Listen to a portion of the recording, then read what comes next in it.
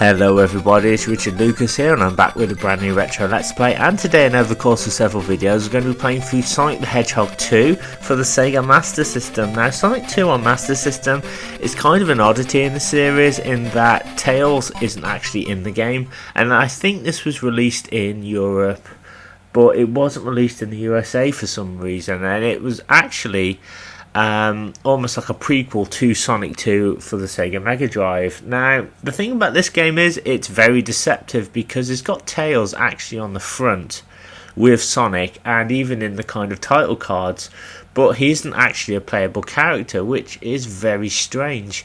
In this game Sonic actually has to rescue him from Dr Robotnik, but in order to do that he needs to find 6 Chaos Emeralds in order to get to the Crystal Egg in order to find him. So it's a very strange sort of game. A lot of people hate this game and I can actually see why. It's not that it's a terrible game, in fact it builds upon the success of the first game.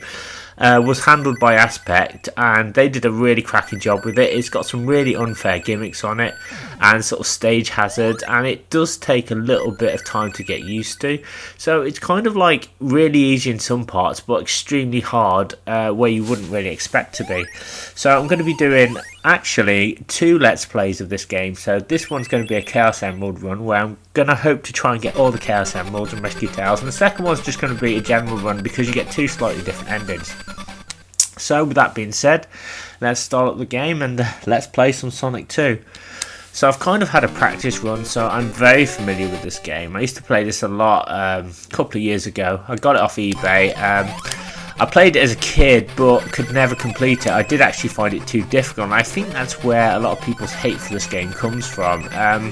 It is in fact a very strange game, and anybody who's played Sonic on the Mega Drive and expects the same kind of speed and level gimmicks and dynamics here will get a very big surprise, because it's nothing like that. As I said in my last let's play which I did, which was Sonic the Hedgehog, it's a different animal altogether. You're not going to find any, well, you will find the odd loop-the-loop, but it's not like Sonic can go blisteringly really fast on this game. You're going to have to kind of rely on a lot more Mario-esque platforming in order to get through. So I'm just going to pick up some cheeky rings here.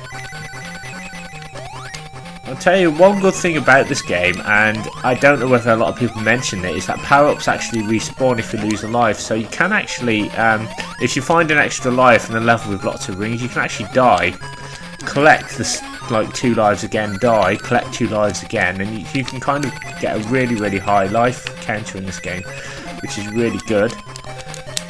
Also, the acts are kind of short and snappy as well compared to the first game. I think, was it Ancient handled the development of the first game on Master System, and that was actually a pretty good game. It had a few original things thrown in. But yeah, this game just feels a lot faster, a lot more nippier, there's more stuff going on. And the acts are all kind of original as well, and so are the zones, I should say. And this is the underground zone. I haven't even talked about this zone yet, mainly because there's really nothing that interesting about it. You're just kind of going around collecting rings. We're going to be picking up the first Chaos Emerald anyway, in just a second.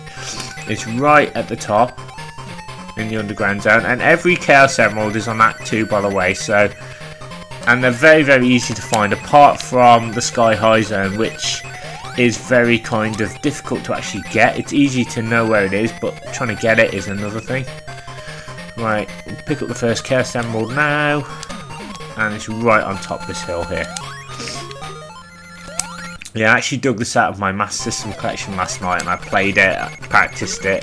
I thought, you know what, this is like a really good let's play. I figured since I'd done the original Sonic, might as well blast through this one. And hopefully it won't take me too long either. I do, however, remember as a kid, I think, I remember my brother playing this game and he didn't get all the Chaos Emeralds. I knew there was something special about getting all those emeralds. And I did hear about the mythical Crystal Egg Zone, and I'm thinking, wow, it must be really dangerous and really cool. So to be able to get all the Chaos Emeralds to earn the privilege of getting there must be really good. And I have to say, it was a little bit too easier than I expected. I mean, this game was hard as nails when I was a kid, but And even though I do struggle with it now, it's not too bad. Right, we're coming up to the game's first boss now. So, strangely, in this little cutscene, Robotnik saves your life because he wants you to die by one of his creatures. So he's just going to plonk you on a hill. And what's going to happen now is cannonballs are going to kind of pop down. So you want to just kind of jump over them. That's the best thing to do. Just jump over them. There we go. Jump.